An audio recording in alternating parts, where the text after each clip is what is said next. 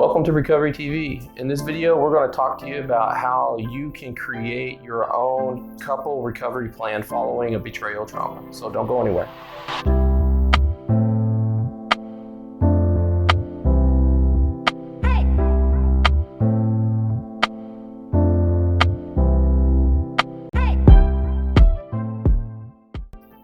Thanks for tuning in to Recovery TV. Today we want to help you create your own plan for couple recovery following infidelity, sex addiction, discovery, or what we call betrayal trauma. But before we begin, please subscribe to our channel and don't forget to ring that bell so you can be notified as more videos like this are posted. So as part of our practice, we've been helping couples recover from betrayal trauma for many years now. And one of the things that we've done is we put together what we call a couple recovery plan. This couple recovery plan came about after we've been working with couples and individuals also trying to heal after the wounds of a betrayal. And we noticed that we kept getting some of the same questions from our clients. We kept hearing things like, what do we do next? What should we do first? How long is this gonna take? And we recognized that they were asking questions not just about how to get better, but how to use therapy to help them get better. And so we put our heads together trying to figure out what was missing, and we basically determined that our couples are asking us for a plan, and not just a plan that we speak or a plan that they watch on a video like this, but something that we can hand to them and they know what the next 6 to 8 months are going to look like as part of their recovery process. So we actually put together a template called the Individual and Couple Recovery Plan. So there's a couple things that I think is important for you to know before we dive into this plan. And one is, what is betrayal trauma? The good news is that we have a video that we already created that you can click on, and I'll make sure to put that in the cards and also down in the description of this video. Also, one of the things that we cover in the recovery plan are what we call the 5 pillars of recovery success. We also did a video on that too, which again, I'll make sure I put in the cards and in the description of this video below. Also, in the description of the video, we'll put some other resources like blogs and things that we've written, or just valuable resources that you can check out as part of your research for recovery. So as Josh mentioned, in our plan, each section addresses those 5 pillars of treatment success. And I want to briefly mention them so that they'll make sense to you. The first pillar is accountability, and obviously that's crucial when you're trying to make changes. It's important for both parties to build a system of transparency to eliminate secrecy. It starts building trust. The second pillar is individual therapy, which is highly specialized for people recovering from betrayal trauma. That's obviously addressed in our plan. The third pillar is group therapy. And group therapy is essential in healing, especially from sexually compulsive behavior. There's magic that happens in a group setting that just can't be manufactured in an individual or a couples therapy session. The fourth pillar is support. And this is support from all kinds of people: spiritual support, family support, community support. The final pillar is what you're doing right now, which is gathering information. It's psychoeducation. Gathering and learning about healing, recovery. It really answers the question of what happened and how did we get here. So as you create your own plan, or you're working with a therapist to help you create a plan, you should be able to see each one of those pillars within that plan to some degree. And that degree is going to just be based on the depth of the wound, the injury, as well as other things that are going on in your life. We can't ignore that we all have busy lives, and we all can only put a certain amount of irons in our fire. The structure of our plan is that we have 3 parts to it, and those 3 parts are the individual plan for the person who betrayed, the individual plan for the person who was injured by betrayal, and also a plan for the couple. And the reason why this is so important is because a lot of times people think that if this person only gets better, then I'll get better and we'll get better, or something like that. And then certain entities fall through the cracks. So the plans that we create for our clients have all 3 of those entities taken care of. So we're going to start by talking about the 2 individuals that make up the relationship. So let's begin by addressing what we call the acting out partner, or the partner that did the betraying.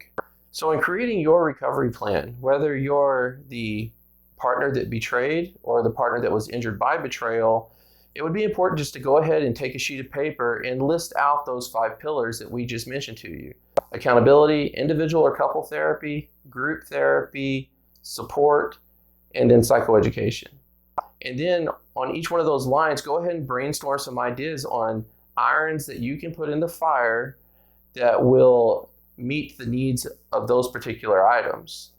So we know that accountability is really important in the recovery of the person who did the betrayal, as well as is for the peace of mind of the person who was injured by the betrayal. And because certain types of betrayal often happen online or through the internet, we might decide that they could put an accountability software on their computer like Covenant Eyes or X3 Watch that has to do with what they're watching or looking at. We might also have them seek out and find accountability partners, people that they trust, that the partner trusts, to help hold this person accountable to the commitment that they made to their recovery and to the couple relationship. It's going to look pretty similar for the betrayed partner as well. Same thing that Josh mentioned. Go ahead and take your paper and write out those 5 pillars and brainstorm your ideas that will address those pillars. But accountability does look different for the person with the wounds. The accountability is going to look like being accountable for self-care, for accessing support, for managing the intrusive and obsessive thoughts or feelings that happen all too often. And this is why this plan needs to be specific for what's happened to you. And the accountability section may be the same for both people, but what you're going to do with it is going to fit the type of injury that you've experienced. The pillar for support is often also tricky for a lot of people that are experiencing betrayal trauma. A lot of people feel very ashamed or embarrassed, and they want to keep this private, what's happened, and we understand that. So brainstorming how you can get support can become a little bit more tricky. But there are online forums, anonymous groups, even blogs that you can read and access support so that you're not all alone.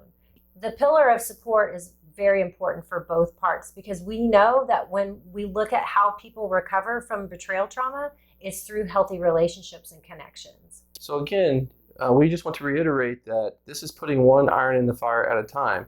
You're not expected to start doing everything that you put on your list the very next day. You know, you really need to make a commitment that over the next 6 to 8 months, you're going to work at making the adjustments to include this really good thing for you in your life, because recovery basically is a synonym for healthy living. Let's move on to the couple recovery. So as Josh mentioned, when we're helping people recover from betrayal trauma, we are always thinking about the 3 entities, both people and the coupleship. And the couple really needs special attention, and that's why it has its own section on our recovery plan.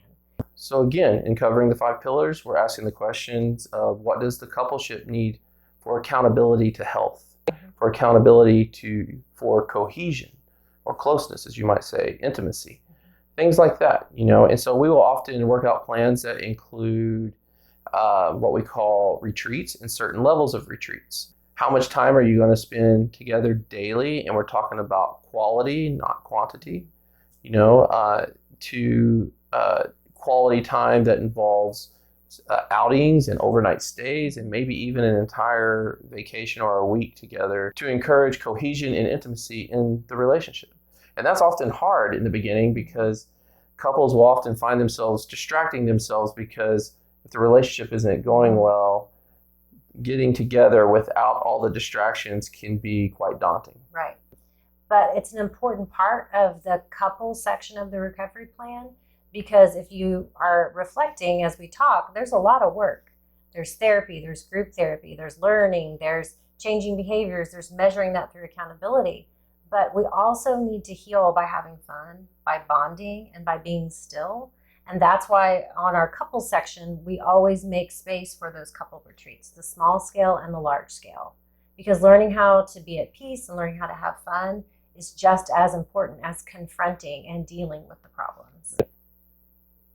We really do think it's important for you to work with a therapist on doing this because a therapist can help you know how to maneuver within your recovery plan in a way that's helpful for you. So for example, not all couples do this exactly the same way. Sometimes they want to go a little bit heavier on the couple recovery part of the plan and lighter on the individual. Sometimes they want to start out really heavy with individual and then kind of taper into the couple recovery, and on the tail end of the recovery they're doing a lot more couples than individual. And so you can kind of work this the way that works the best for you, but it really helps to have somebody guiding you through it, to help you think through the process of, are these certain things you have as part of your plan helpful, or are they not helpful? Where do we rework it? Where do we adjust? Do we need to extend it? Sure. Do we need to make just a complete overhaul of it? Start over. You know, so, but we want this video to be helpful for you to start getting your wheels turning, to kind of start brainstorming what each one of those entities need so that you can recover in the best way possible. And we want to wrap up with a quote that we have on the bottom of our individual and couple recovery plan, because it really captures the spirit of what we know works in recovery. Right, and that quote says, every day I wake up and I ask myself, what am I doing today for my recovery? And that quote captures the spirit of what we're talking about, that recovery is just a synonym for healthy living. So we're asking ourselves, what am I going to do today to live a healthy life, to live a good life? Stay focused on moving forward and staying healthy. Exactly. We know this journey is often a very hard one and difficult, so I commend you on the courage just to watch this video and explore and research what you need to do to recover. But don't stew in your suffering for too long. Go ahead and take action. You deserve to be happy. You deserve to have a peace of mind. Thank you for watching.